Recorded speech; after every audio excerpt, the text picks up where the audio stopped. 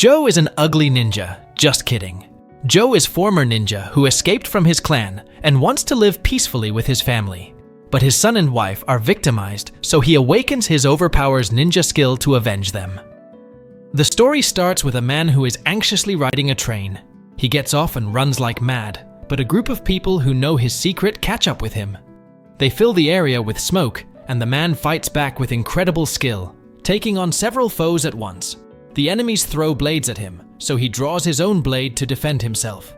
The enemies then switch to metal needles called senbon, but the man has amazing reflexes and catches them with his teeth, spitting them back at his attackers. However, the man is outnumbered and overpowered. He is captured when a device grabs his neck, and he is dragged by a fearsome man. The wicked man slams the man to the ground and finishes him off with his sword. The enemies use a gadget to verify that their target is dead, and they leave. Meanwhile, a farmer named Joe is having a good time on his farm and goes back home to work on his motorcycle. He plays a game with his young son, Kyle, who tries to surprise him, and he tells the boy that he can see behind him. Joe's wife, Sarah, comes in and is shocked by how dirty Joe's face is. Kyle says that his mask is like the ones that the Oni wear, but they are evil people. Joe cautions him that the Oni might mistake him for one of them, but Kyle is confident that his dad will protect him if they ever show up. Joe jokes that he doesn't know if he can beat these imaginary creatures, but Sarah says that she will handle them for Kyle. Joe teases that he needs to finish fixing his motorcycle quickly. Later, a news report says that the man from before was killed, and Sarah is worried that it might have been the Oni. Kyle agrees that it was them, but it's time for him to go to sleep. The boy bids his mom goodnight, and Joe tells him that his birthday is coming soon. With Kyle sound asleep, Joe carefully checks the security cameras around his house. Sarah is troubled by the way the man was killed, and the fact that no one knows who he was. Joe tells her not to worry and assures her that they are safe in their isolated location. Sarah is especially afraid of someone called the Reaper, but Joe says that it can't be him, since he always worked solo. The story continues with a scene of how careful Joe is about concealing their identity, as he erases their fingerprints from a doorknob. The happy family goes on with their tranquil life as usual, and Joe tries his best to be a good father, as he makes his son smile. One night, the news reports that another person was killed by a mysterious group. This is one of several deaths that have happened lately, so a big investigation is launched to find out what is going on. On Kyle's birthday, the loving family has a nice barbecue. They all laugh and sing songs, and Kyle blows out the candles on his favorite kind of birthday cake. Kyle opens a gift and finds a video game, and Joe gives him a new helmet too. Joe likes this one better than the scary Oni mask, so Kyle says that he is not a bad guy anymore, he is a hero. Sarah says that she just likes seeing his normal face. They are very happy, so they all say how much they love each other. That night, Joe gets out of bed, but he tells his wife to stay there calmly. Joe goes downstairs, where everything looks fine. Suddenly, something shows up in the window and Joe is attacked. The attackers break in, but Joe fights off many of them skillfully. His amazing skill lets him take one of their weapons, and he uses his sword to kill many of these men. While he is killing one guy, Joe hears his son scream for him. The alert Joe acts right away. He stops an attacker who tries to block him and totally crushes this guy. Joe runs to find his family as he grabs something, but another attacker shoots 2 metal needles through his neck. The stubborn Joe does not let that stop him, so he crawls up the stairs. The terrible pain is too much for him, and we see a strange figure outside. Joe finally gets to the 2nd floor, where he sees that many attackers have been killed. But then Joe is horrified when he sees Kyle and Sarah's dead bodies on the floor. Shock fills Joe's body, and the evil-looking guy says that Joe's wife fought well. This monster stabs his blade through her neck, making Joe very angry, but he is stabbed in the back. Joe pulls the attacker as he tries to get to his family, but his body is too hurt to keep going. The attackers see that someone must have called the police as they hear sirens in the distance. The story goes on with a scene of how the leader checks that Joe is dead, and they leave just before the police get there. The police get to the scene and are shocked to see the slaughtered family. Sometime later, Joe, who seemed to be dead, wakes up. His first thoughts are of his dead family, and he throws up from the intense emotion in his body. The next time Joe wakes up, he is in a hospital, and the nurse quickly calls for a doctor. Joe only says his wife's name, and he faints again. Joe finally wakes up, and a doctor tells him that he came back to life after the coroner had already said they were dead. Joe doesn't care, and just wants to know about his wife and son. Sadly, he is told that they are gone. Outside, we see that two people have come to see him. They are Mike and Emma, and they are from the FBI. They need help with their investigation, so they ask him some questions about who the attackers might have been. Joe doesn't say anything, but Mike can see that he is very angry. This is probably the worst time to be asking him questions, so Mike just gives him his card. Mike tells Emma that it's just a guess, but he thinks that Joe knows who the attackers are. He decides that they will watch him in turns, and Emma is first. As she watches Joe on the roof, Joe remembers a moment ago when he was taken to say goodbye to his family. The nurse saw that he couldn't move Joe anymore, and it was because Joe stopped the wheelchair.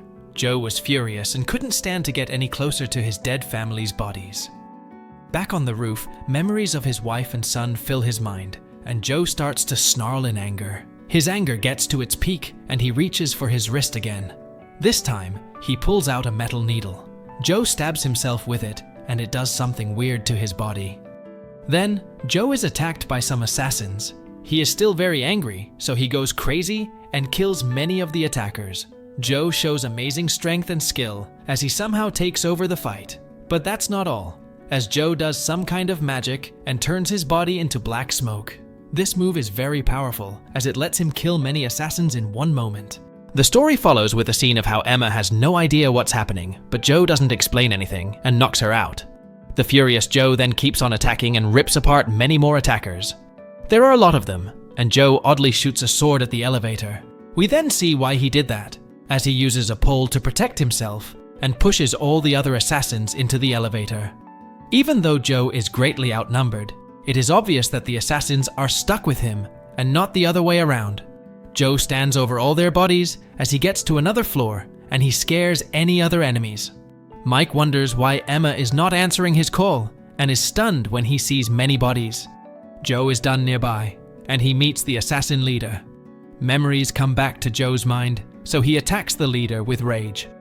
This leader is clearly different from the others, as he fights well and even manages to put a device around Joe's neck. Joe quickly gets free, but the fight is still even. Joe finally uses his shadow skill again, and it lets him hit a powerful attack. Joe quickly does more hits, and the fight is over soon. Joe wants to know how they found him and his family, and how they knew it was him. The leader says with a sneer that Joe can change his look as much as he wants, but he will never get away from his destiny. Joe then surprises this guy and takes off his disguise. Joe doesn't say anything from here and just kills the leader. Joe then goes to see his family. He can barely stand to look, and he falls to his knees. Later, Joe goes back home and makes a hole in a wall. He takes out a box he had hidden, and we see that it has some things, including a mask. Joe looks at a picture that fills his mind with memories of his family again. We see his family home one last time before Joe sets it on fire. Joe watches as his once happy and calm life burns away, and he puts on the mask. The fire destroys every memory, but we see that Joe is still angry. The story continues with an explanation of a clan that has a secret technique, but the members of the clan are not allowed to share it with anyone else, no matter what. They serve the country of Japan. At one point, terrorist attacks become more severe and shake the world. Because of that, they leave Japan's jurisdiction and move to a stronger authority. They claim that this is for the sake of Japan's future. Anyone who opposes this decision will be eliminated. Then the scene shifts to show a man who finds his wife dead, but his son named Heigen is still alive, and it turns out that this is a dream of our MC, a widower who wants revenge. He is seen holding an ugly, disgusting ninja captive, who he had previously defeated. He is hung upside down on a rope. But suddenly, the widower faints. There is someone who calls the widower by the name Heigen. The weird old man asks why he doesn't use his disguise mode. The widower says that they managed to break through their masking system. The old man is surprised because he always meets him in a battered state. He asks if Heigen uses the secret technique, real consciousness. He advises Heigen not to use that technique again because it will take his life. The old man is shocked when he sees the wound on Heigen's back. He should have died from that wound. He thinks that it is either luck or maybe someone wants him to stay alive. The weird old man is a doctor. He says that even though Huygen is overpowering, healing still takes 5 to 6 days. After that, Huygen intends to hunt them all down by himself. Sometime later, the unfortunate widower wakes up alone without anyone accompanying him. He looks impatient to avenge himself. As he opened his bag, he remembered the business card that the FBI agent gave him at the hospital. Then Huygen went out and taught a lesson to the ugly, disgusting ninja. The ninja said that it was nothing to him. He was so strong, he didn't know if he was human or alien. Huygen kept beating him until morning, but the ugly ninja was still alive and laughed, saying that at that time, Huygen's wife was full of anger and hatred until the end of her life. Besides being ugly, this ninja was really a psychopath. Unable to bear the words of the ugly ninja, Huygen sent him to hell by using a lighter and burning the floor below him. The poor widower was consumed by revenge, and instantly the fire blazed and turned him into ashes. Meanwhile, at the FBI office, Mike was angry because he was kicked out of the investigation on the case that Joe experienced. The boss said that they couldn't do anything because they didn't know who the perpetrator was, and this was an order from their superiors. They were ordered to stop investigating the case, or they would be fired. Mike said that Emma had seen the incident when Joe was attacked by a group of assassins, but the senior told Mike to check again with Emma. Strangely, the red-haired girl also didn't want to continue the case, because they all seemed to be trying very hard to cover it all up, and there must be a mystery why they were trying to cover it up. So Emma chose to be relaxed. She then showed that Joe, Sarah, and Kyle, who had died, were aliases. Those names were not their real names, just like the previous victims. Mike, the black-bearded man, was confused by what was happening, and from here we know that Huygen is Joe's real name. Meanwhile, Huygen, who was packing, noticed a jewelry given by a woman. He then hurried to ride his old motorcycle to hunt down the perpetrators who killed his family. He searched everywhere, but he seemed to find no clues. He was annoyed until he rested at a bar. There, he saw the police acting like thugs. The fat cop then ordered Huygen to show his driver's license because he suspected that Huygen's motorcycle was stolen. Huygen ignored the fat cop, which made him angry, but with just one attack, the fat cop fell down with pleasure. The skinny cop then tried to defend his useless fat friend, but without touching him, Huygen could make the skinny cop fly. The old guard looked happy but sad because his bar was a mess. Feeling desperate, Huygen decided to contact Mike. Meanwhile, Mike scolded Emma, who was busy playing VR. In this era, technology was developing rapidly, thanks to a company named Euza. Mike then got a phone call from an unknown person who was definitely Huygen. Mike was shocked and immediately ordered Emma to track Huygen's location. Mike asked who Joe really was, because Joe Logan was a fake name. Suddenly, the poor widower smashed his phone, cutting off the signal. But Huygen called back and said this was Mike's last chance. Mike asked what he had to do. Huygen wanted them to meet somewhere, and Mike would choose the location. Mike then invited Huygen to meet at a Chinese restaurant. Meanwhile, Emma failed to track Huygen's location. The widower was very clever. After that, Huygen went to the place. On the way, we saw an advertisement for a technology company named Euza. They made all kinds of technology, from cradles to graves. Huygen went to the rooftop and observed the situation there. Meanwhile, Mike had been waiting for Huygen at the Chinese restaurant with its very talkative owner. Huygen then entered and quickly approached Mike's seat. Mike thought Huygen had died falling from the roof. As proof, Mike asked to see Huygen's face, but Huygen only showed Mike's business card. Mike was not satisfied with that. Huygen walked to the door until Mike stopped him. Then, Huygen seriously asked about a clue to the incident that befell his family. Mike would give it to him if Huygen was willing to cooperate. Huygen agreed, but Mike foolishly confidently pointed a gun at Huygen because he didn't want to work with him. Mike forced Huygen to tell the incident on the hospital roof at that time. But suddenly, an Euza Eats courier came to pick up the order. Mike continued his question, but another Euza Eats courier came again. Mike then approached Huygen to hold him, but someone came in. Mike thought he was an Euza Eats courier and told him to leave. Unexpectedly, the man quickly attacked them. Luckily, Huygen was able to fend off his attack. The man used 2 sword weapons. Mike still tried to make himself useful even though he was a burden. Huygen unleashed his shadow technique that took the form of the god Ashura. Huygen fought the ninja like Zoro in Ashura mode. But the ninja apparently brought a friend, but they were just dust for our widower, until they both were knocked down and went to hell.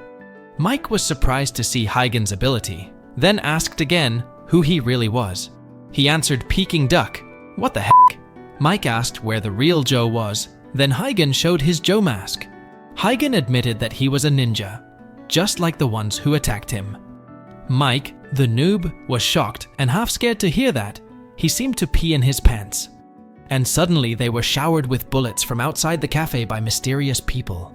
In a matter of seconds, Huygen had disappeared and he was on the rooftop. Mike was amazed to see the ninja's weapon that managed to injure his armor. He thought that their technology couldn't possibly make that weapon. Then Mike and Huygen looked at the Auza ad in front of them. Does this have anything to do with Auza? Meanwhile, somewhere, someone named Zai reported that Huygen was still alive. Meanwhile, in the middle of nowhere, a crowd of people were seen dreaming of heaven so intensely that their blood splattered onto a 10th-rate Statue of Liberty knockoff. A useless bald man was seen terrified, pleading to God to stop the devil. But God didn't grant his prayer. A pair of giant hands attacked them until their car crashed and exploded. There was an ugly, disgusting man licking a cell phone-flavored ice cream. He said the woman in the photo was quite a catch. He then went to the ninja headquarters that looked more like a haunted house. The ugly man felt his job was very boring if he had to deal with those minions seriously. He spoke to a man in front of him named Master Yamaji. Yamaji informed him that a sword is a weapon without instinct. But according to this ugly dwarf, his way of picking up was outdated. Adhering to oaths or codes of ethics was not their style. He wondered if Yamaji was still smitten with that woman. For Yamaji, outcasts are no longer considered ninjas, but enemies to prevent the secret ninja techniques from being exposed. They all had to be eliminated. Higan was one of the elite ninjas with many fighting techniques in Japanese history. He was the most ferocious ninja among the ninjas. Although they had killed him before, he came back. According to them, Huygen used a forbidden technique that could only be used by senior ninjas. To find out, they had to be able to send him to hell, and they were preparing it. There was another way, according to the dwarf, that could make Huygen beg for mercy and then kick his butt. He remembered someone who could be relied on, the Angel of Death. Meanwhile, in a warehouse, a man in a white mask told Zai, the Angel of Death, that Zai had sent many of his former colleagues to hell. The ninja organization is now very corrupt. The only reason Zai is still hunting rogue ninjas is because he fears the organization. After all, they are just ninjas fighting to maintain their dignity. And that's why Zai failed to send Huygen to hell. Huygen has proven that ninjas with ancient beliefs will not lose to people like Zai. The rogue ninjas will not be afraid after knowing this. He will tell Zai, who taught him to use the sword. The man in the white mask then attacked Zai while reciting a poem. The swooping bird attack was so powerful. But Zai still held on and asked why he didn't avoid his secret technique again. Suddenly, he realized that Zai's sword was in his body. He surrendered and will wait for Zai in hell. Meanwhile, Master Yamaji has forbidden Zai to fight Huygen and does not intend to make them fight. At the FBI headquarters, Mike was angry because the case of the attack at the old man's shop had been closed. The FBI concluded that the shop was used for money laundering. This blonde man tried to calm Mike's emotions and told him to accept the decision. Then the senior FBI called Mike for a chat, telling him to stay focused on the task without interfering in the case. He suggested that Mike better think about retiring peacefully while fishing and enjoying whiskey. But Mike doesn't like fishing and prefers sack. This made the senior intend to send him good whiskey products and a fishing rod. With a suspicious face, Mike asked if the fishing rod was made by Auza. The senior then left without answering Mike's question. He gave an envelope containing a retirement letter for Mike. Meanwhile, somewhere, Huygen, who was making a sword, was reminded of his late wife and child whom he loved. His hands were shaking, then he took a breath as if he was about to do something serious. Not long after, Mike arrived there and was angry because Huygen had called him to a place that was as unclear as your future. Inside the warehouse, they discussed the weapon at the crime scene, made from a special alloy that only Auza had. The ninja who attacked them seemed to have a connection with Auza. Mike felt that Auza was a dangerous company because it made the FBI silent. Mike washed his hands, even though he almost died in the previous incident. Huygen felt it was nothing because they had sent his family to heaven. He would avenge them. Mike told him that he intended to arrest Huygen after Huygen had successfully avenged his revenge. He then burned his resignation letter because he was determined to protect the citizens from the criminals. Besides, he also didn't like fishing. For years of working, Mike had never dealt with strange ninjas. Huygen then gave Mike a drink as a sign that their alliance had been formed. Mike didn't expect this, but he had to repay those jerks. After drinking, Mike was surprised because it was not sake, but an energy drink. This poor widower indeed has a strange taste. When they were talking about Auza, suddenly the door opened and it turned out to be a Peking duck brought by Mike. In the evening, Mike was chatting with Emma, who was late to arrive there. It seems like Mike needs to teach Emma the definition of being late, but Emma didn't want to discuss it further because she had already gone to the trouble of coming here with her cool car. Mike wondered why Emma brought this trash. Suddenly, Emma pointed out that Mike's car was more fitting to be called trash. Then Huygen said that Emma's car was a vintage car made by the best designers in the 20th century. Emma was amazed to see Huygen, who understood so much about her old car. Huygen suddenly looked at Emma with a sharp gaze. Mike then told this useless ugly woman to shut up because they were going to discuss Auza. Emma invited them to get into the car. She showed the very futuristic interior of the car. The car was a large computer that she assembled herself, and all information about Auza had been collected in that old car. Auza is a multinational company that has many technology products. Its global market share is also high, so there is no country in this world without Auza support. But the growth of the company has raised many dark rumors, including journalists and organizations criticizing Auza experiencing mysterious deaths. One of them is the case of an ugly bald man who died mysteriously. He was a European politician who refused a cooperation offer from the Auza company. But now his successor is the opposite. He even attracts Auza to enter the country. And all those dark rumors are suspected to be related to ninjas. Mike felt dizzy facing the nightmare that was happening. Meanwhile, in a laboratory, the CEO of Auza was monitoring the development of reactor technology that could generate electricity in fantastic amounts. He is sure that this is the technology that will illuminate the future, and Auza will be the only best company. The world will be flooded with Auza technology products. After leaving the laboratory, Master Yamaji was waiting for him there. The CEO of Auza did not expect Yamaji to come here directly. He then handed over a photo, and the CEO of Auza said that it was a member of his team who was testing their latest weapon by making former ninjas as their experimental targets. And they still need a lot of data for that weapon. Yamaji suddenly stood up and said that Auza should not do such a thing again. On the other hand, Emma explained that if they wanted to find out about their actions and the ninjas, then going to Auza City would be a good first step. Surprisingly, Huygen pushed Mike, followed by a sword piercing Emma's junk car. Huygen then ordered Emma to immediately start her car. Meanwhile, the sword kept attacking relentlessly. With his inner eye, Huygen saw the position of the ninja attacking them, but stupidly, their junk car was hit by a truck. Huygen was the only one still conscious. He saw the ninja attacking them again, then he got out of the car and parried the ninja's attack. They crossed swords all the way to the rooftop of the building. The ninja quickly pulled out a magic rope weapon to attack Huygen, and Huygen once again turned into Ashura mode. It seems like he is a true fan of One Piece. That skill is very effective in making his enemies look like useless minions. The ninja fired a rocket from his mouth to attack Huygen, but this widower easily turned the situation around. He pulled out the device that was in the ninja's chest before dropping him down.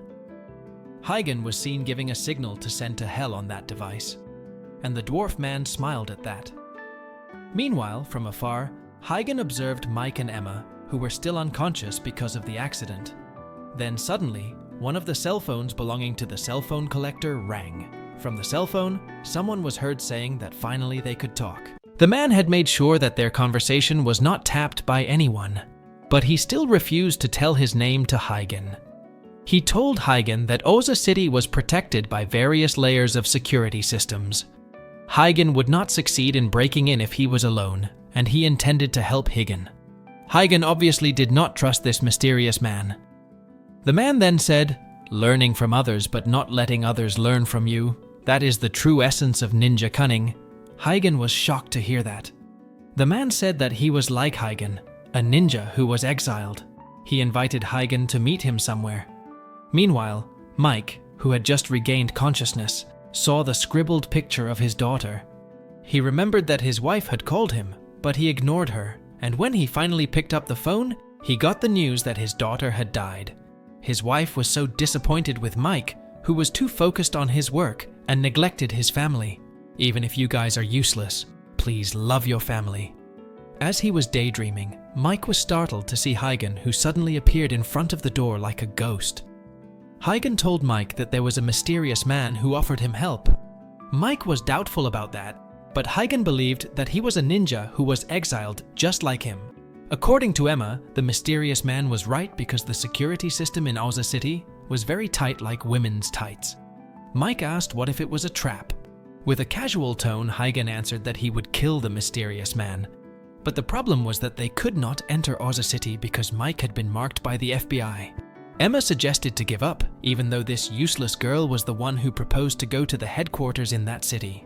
Mike was sure there must be a way to sneak into there. Emma then gave her latest discovery from the dark web community that had been observing Auza's movements. And she found the location of the admin of the community who claimed to be a former researcher there. Mike intended to go there alone because it was far away, but Emma did not want to let Mike take all the credit alone because if they succeeded, they could get the latest data of Auza that could be sold for millions of dollars. This useless gold digger was so excited when she heard about money. Huygen then left and told them to be careful. But before Huygen left, Mike asked if his late wife knew his true identity. But it turned out that Huygen's wife was also a ninja, and they had both violated the ninja code of ethics. Ninja must always release their emotions even to their comrades. But Huygen chose family, unlike this ugly guy who ignored his family. Meanwhile, at the Auza headquarters, the Auza CEO was meeting with the ninjas. He said that he was different from the ninjas. He only needed data, not fighting. The ugly dwarf then asked what he would do when Huygen showed up. The CEO answered that this was the function. He had a great secretary. He asked if anyone had any other ideas. But Asuka said that the city's defense was 100% impenetrable, so there was no need to worry. Meanwhile, Big D, or let's just call him Big Dump, said that if Huygen dared to mess with his haircut, he would die. The dwarf mocked Big Dump's hair, which made Yamaji angry because they were not serious. He felt that Huygen was a serious threat, and they had to know his secret technique. But not with his worthless FBI friend. He was not a problem for them. The Auza CEO then agreed with Yamaji. On the way, the CEO was very impatient waiting for Huygen's arrival because he really wanted to get data for their new weapon. Meanwhile, at the ninja headquarters, Yamaji told Zai that he didn't need to go anywhere because Yamaji would send someone else to take care of Huygen, and they would force Huygen to show his secret technique. Huygen, who was riding without a helmet, remembered his past. The ninjas had to obey the code of ethics. The ninjas had to release their emotions even to their comrades, and the ninjas had to prioritize the mission over their lives. Huygen, along with Zai and Mari, received their names and a secret technique that they could only keep for themselves. The leader was confident that the three of them could lead their village to a bright future because they were the three legendary ninjas light version. And the man next to the leader was Yamaji. They were very happy to get their names because it meant that their existence had been recognized.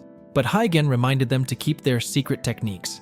Then they drank from a cup together as proof that they had been together and they would risk their lives for their mission. After that, they did missions like ninjas, moving and killing enemies quickly. But Mari was careless when she saw a woman with a child. The woman suddenly shot her. Huygen carried the wounded Mari away, leaving the mission. Mari, who had just regained consciousness, told Huygen to go, and then she grabbed a knife. But Huygen quickly caught the knife and hugged Mari. The John Wick beta version did not want to leave Mari alone, even if he had to break the ninja code of ethics. He said that since they first met, Huygen had broken the rules. Then Huygen and Mari slept together, but they were caught red-handed by Zai, and that past was what made Zai hate Huygen. Meanwhile, Mike and Emma were on their way to the dark web community admin named Jason Cardenas. On the other hand, Huygen was communicating with the mysterious man. The man said that Auza City had a security system consisting of sensors throughout the inspection area. Anyone who did not have permission was forbidden to enter, otherwise they would shoot. And from the top, there was also an electromagnetic shield that made it impossible to enter from above. So the only way was to enter through the underground to the sensor control room. He had to be able to pass the security cameras, laser traps, and mercenaries guarding there. As much as possible, he had to avoid fighting for the mission to succeed. Then, the man would turn off the electricity to open the electromagnetic barrier for 5 seconds, because if it was more than that, the alarm would sound. So he only had a chance for 5 seconds. After nightfall, the mysterious man guided Huygen through the phone. Huygen ran and sneaked into the tightly guarded underground facility. He jumped around easily like a cockroach, but his sweat dripped and set off the alarm. The soldiers quickly shot at Huygen like cockroach hunters. Of course, Huygen easily defeated them. The mysterious man immediately turned off the electricity to open the barrier. But when he was about to pass the electromagnetic barrier, Zai suddenly blocked Huygen, and they looked at each other like old friends. Huygen says Mori is dead and asks if Yamaji ordered the hit so he knows who to get revenge on. Zai is tight-lipped, but tells Huygen there's no hiding place for him, and he'll eventually be killed for not betraying the ninja organization. Mike arrives at the address of the former Auza researcher he's looking for. The place is a total dump, and there's no way someone who worked at a company like Auza would live there. Mike starts to doubt if the guy ever worked at Auza, but Emma tells him the guy wasn't well respected as a researcher and didn't contribute much to Auza's development. However, if he's hiding in a crappy place like this, he must know something important. Mike is still skeptical, but since Emma thinks it's a good idea, he goes inside and finds the guy. Emma also tells Mike that the FBI is probably watching him because they're curious about this case. So to avoid being tracked, Mike is told not to contact Emma unless it's an emergency. Mike enters the abandoned gaming arena and finds a guy passed out drunk at a table. Mike sits down next to the guy, and when he wakes up, Mike tells him he knows his name is Jason Cardenas. Back in Auza City, they realized there was a system error that caused the barrier to open for 5 seconds. But seeing Huygen run out as soon as the barrier opened, they think it was planned. They still don't know why the system malfunctioned, but it's possible Huygen had inside help in Auza City. Dwarf Ninja doesn't care about that, he just wants to beat Huygen. Yamaji says it's better to stick to the original plan because recklessly attacking Huygen is too dangerous. Dwarf Ninja has another plan. Let Huygen enter the city without hindrance. They have a lot of troops, so it doesn't matter what secret techniques Huygen has if he can be swarmed before he can use them. However, one of them disagrees because the damage caused would tarnish Auza's reputation. But the CEO is excited to see an all-out brawl, so he says he'll take responsibility for the damage. The CEO suggests they direct Huygen to the test room. Meanwhile, Huygen is hiding in a tunnel when he gets word from a mysterious man that the executives are letting him enter the city without hindrance. They're doing this because they want to trap Huygen and then surround him with some of their best ninjas. He warns him not to be fooled, or he'll be slaughtered. The mysterious man tells Huygen that he should leave at 7 p.m. because there is a parade in the city that will serve as a diversion for their fight. Meanwhile, at Jason's place, he asks Mike if he intends to blackmail him by threatening to report him to Auza. But Mike has no such intention. He just needs his help to conduct an investigation. So if Jason tells him what he knows, Mike will let him go and pretend they never met. However, Jason is more worried because Mike was able to find him. Because if Mike can find information about this place, it's only a matter of time before Auza can find him too. Mike looks around the room and sees an old-school game console in the middle of the room, but he's not interested in the console, but rather what's underneath it. Mike asks Jason to move the console so he can see what's there. In Auza City, the festival has just started, and Huygen is on his way to enter Auza City. He is being watched by all the bigwigs of the organization who have already seen his arrival. As he enters the sewers, he is immediately attacked by a squad of ninjas. Meanwhile, Mike enters Jason's secret room, where he has set up a secret server room to hack. He sits down in his chair and grumbles about how he can bring down Auza. On paper, he resigned voluntarily, but in reality, he was worked over by the company until he was forced to quit. Mike understands Jason's feelings, but from the way he talks, it sounds like he was fired because of his bad personality. But the fact that he can go all out like this to get revenge on Auza shows that he's good at his job. Jason is very sure that Auza is not doing business properly, but no one believes him. That's why he's collecting their dirt to expose to the public. Because without enough evidence, people will think he's crazy. But Mike knows that Auza doesn't play it safe, so he believes Jason. Mike also wants to bring down Auza, so he asks Jason if he can hack their servers from here. Jason seems hesitant because Auza's security is no joke. If he hacks, they can be traced. But Mike assures him that he can protect Jason. On the other hand, Huygen is easily defeating the low-level ninja troops. He uses bombs to divert their attention and continues to run while killing other ninjas. He jumps over a group of ninjas and grabs one to use as a shield. Huygen then puts a bomb in the ninja's mouth and runs away before it explodes. Jason tries to hack their servers, but unfortunately, he is unable to disable all of their servers. Mike doesn't think that's a problem because the important thing is that they can get information from the servers. After Jason successfully accesses the server of Auza's engineering department, they find a research report from their latest experiment. But that's not what they're looking for. So they keep digging until they find the source code of the system. Still no use. Jason tries to find something else, but his access keeps getting blocked. Finally, he gives up on hacking the secret files and just peeks into the internal server, hoping to find a careless employee who has left a file. And sure enough, there is someone careless. They left a folder named Bound, which contains a list of aliases. Mike thinks it's used for the spies they have spread throughout the organization. As Mike looks at the list in more detail, he finds something that makes him wonder, because Emma's name is on the list. But he doesn't have time to think long. The alarm goes off. Auza finds out they are hacking, so Jason's access is blocked. Jason's security system also tells him that there are armed troops targeting them. Mike and Jason run to the server room. They hide under the table as Mike turns on his game console. That distracts the mercenaries who immediately start shooting at them. While they are busy shooting, Mike and Jason escape in Mike's car and manage to escape before being shot.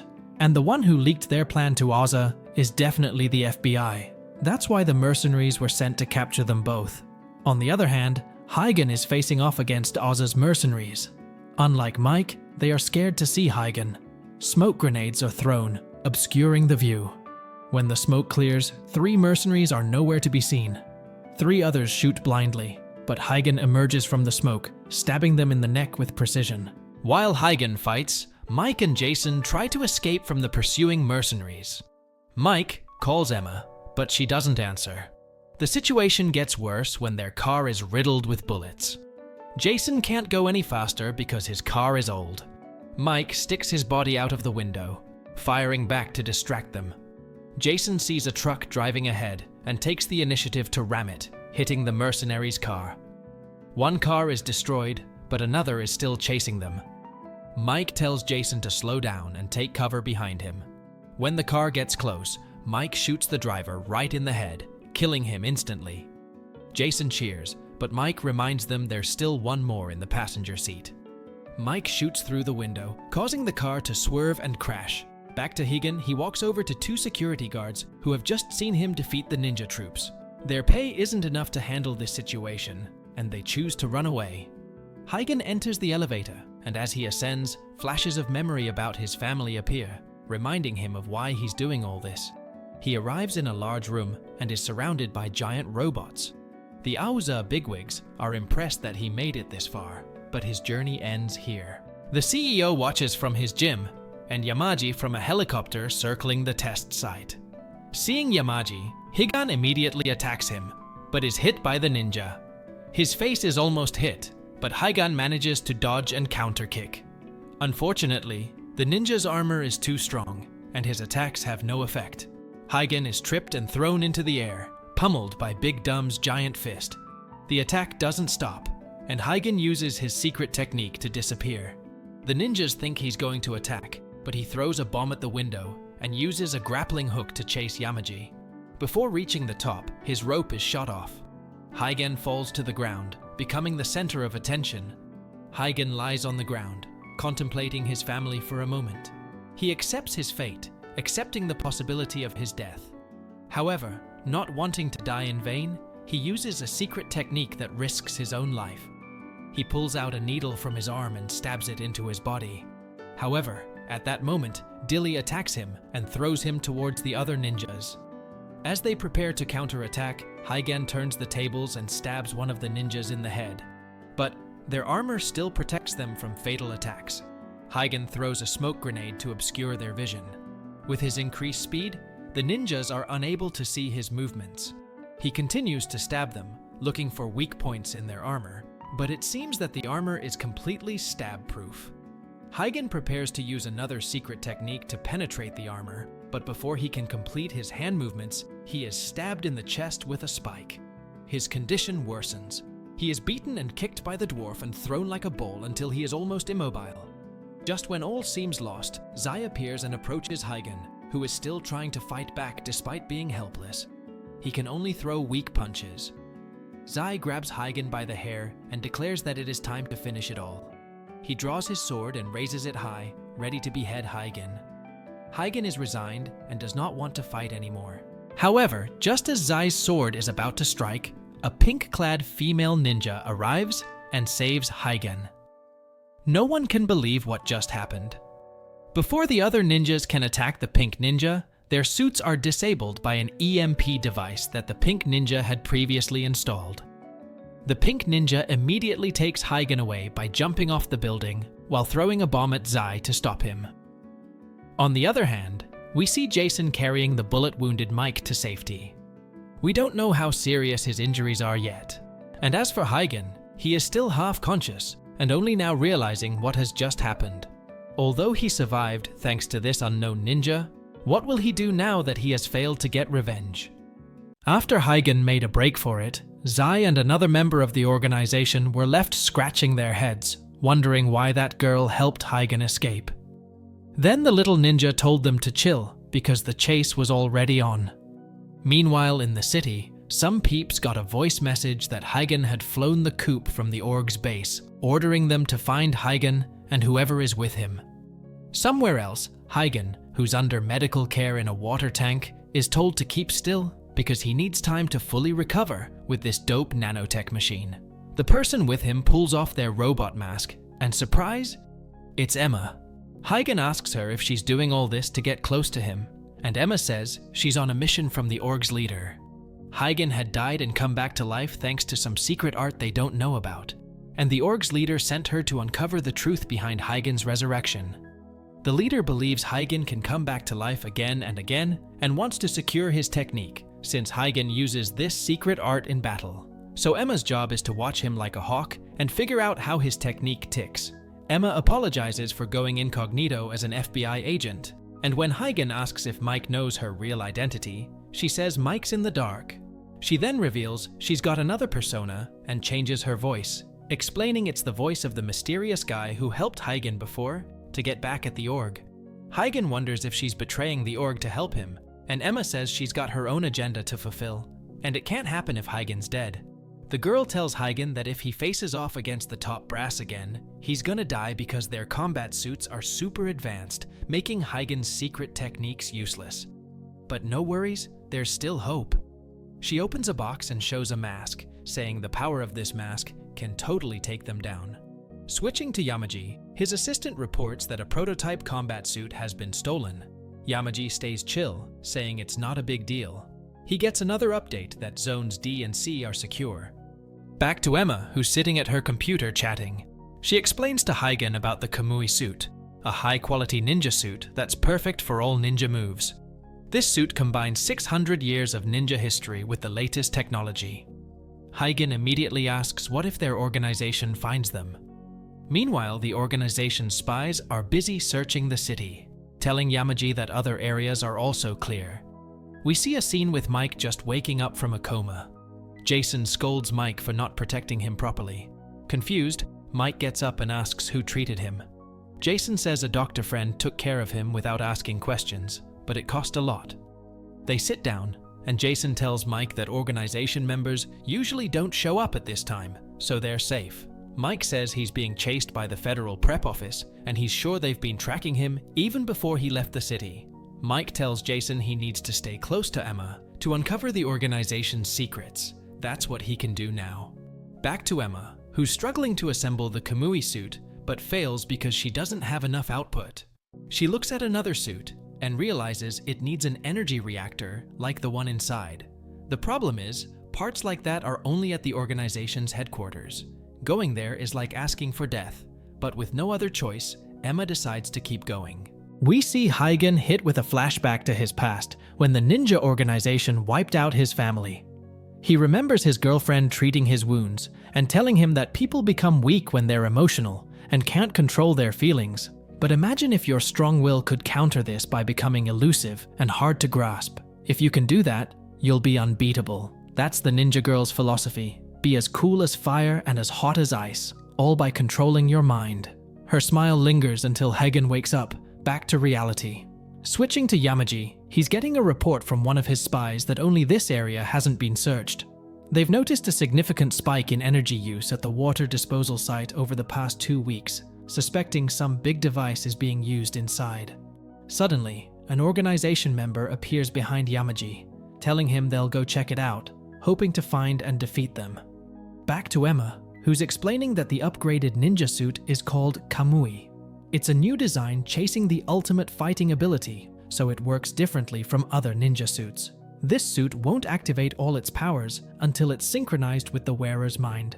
So, its function will follow the wearer's imagination at that moment. That's why the reaction time of this suit is faster than other ninja suits.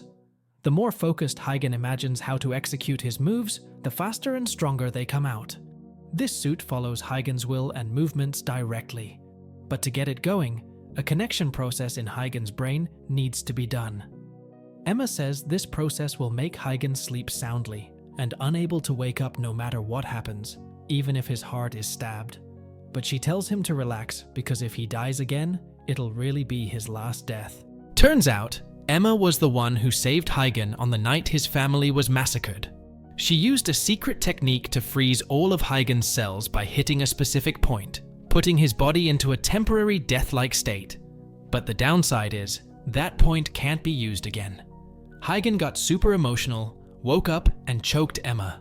He asked why she saved him instead of his wife and his child. Emma then used her secret technique again and knocked Huygen out cold. Suddenly, an alarm goes off. Emma checks the CCTV and sees members of the organization on their way to their location. One of the members uses their ability to open the door. When it opens, boom, there's an explosion. We see Emma inside a truck. Out of nowhere, the dwarf ninja drops from the truck's ceiling and says he's going to take Emma down. Emma asks how he found her. The dwarf ninja explains that he searched the whole city, but couldn't find her. He figured Emma couldn't be dead, meaning she must be constantly on the move. Because traffic in this city is controlled by a server, and since Emma disappeared, there's been only one vehicle that keeps moving. Smart idea to hide in a roaming ad truck like a stray dog. No one suspects a thing. Emma glances at her smartwatch and sees only 10% of the operation is synced. The dwarf ninja tells her that Huygen, the ninja, doesn't belong to Emma. Emma dashes to the computer to control the truck, but it crashes and falls over. Emma gets out of the truck in her ninja suit, ready to fight the dwarf ninja. The dwarf ninja says he's been wanting to fight someone in a ninja suit like Emma's to test his strength. They both get ready to fight. Cut to Mike, who's trying to contact Emma. He tells Jason they need to find everyone on that list. Jason is confused about how to track them down because he can't go back to his house thanks to Mike. That means hacking the organization's database is impossible. They need a computer, but Mike's no computer whiz. Emma's the one who knows about that stuff. Suddenly, Mike stops and tells Jason he knows where they can get a free computer. Back to Emma, who's in the middle of a fight with the dwarf ninja. She uses her electronic skills to call in trucks and planes to gang up on the dwarf ninja. Emma scolds the dwarf ninja for daring to come alone without informing the other members of the organization. The dwarf ninja confesses he doesn't care about the organization's rules, he just wants to take Emma down. He claims no other ninja can kill them, which is why he's taken matters into his own hands. The dwarf ninja uses his fire powers to fight Emma. When Emma gets caught in a fire attack, she suddenly disappears. Then, out of nowhere, she reappears. But there are multiple Emmas. The dwarf ninja realizes Emma is controlling his vision and fights back with his massive firepower to burn all the Emma duplicates. Only the real Emma remains, exhausted like someone who just finished a marathon. The dwarf ninja approaches, lifts Emma, and beats her repeatedly. Meanwhile, Huygen is being sedated for surgery. It turns out there's a voice recording of Emma that's been inserted into his subconscious to listen to if Emma dies. In the recording, Emma reveals that it was actually Mari, Huygen's wife, who had saved Emma before. Since then, Emma and Mari have been secretly talking. Even on the night of the massacre, Emma actually came to Huygen's house to save them all. But it was too late for Mari and their son, Kyle. Huygen was the only one she could save. Emma apologizes for not being able to save Marie and Kyle. That's why Emma is so determined to fulfill Marie's wish. Because Marie's dream was to live forever with Huygen. The recording ends, and Huygen's surgery is completed very quickly. Suddenly, the city lights go out, and Huygen steps out of the truck wearing his super advanced ninja suit, Kamui. Thanks for watching. Please subscribe, and see you on the next video. Love you guys.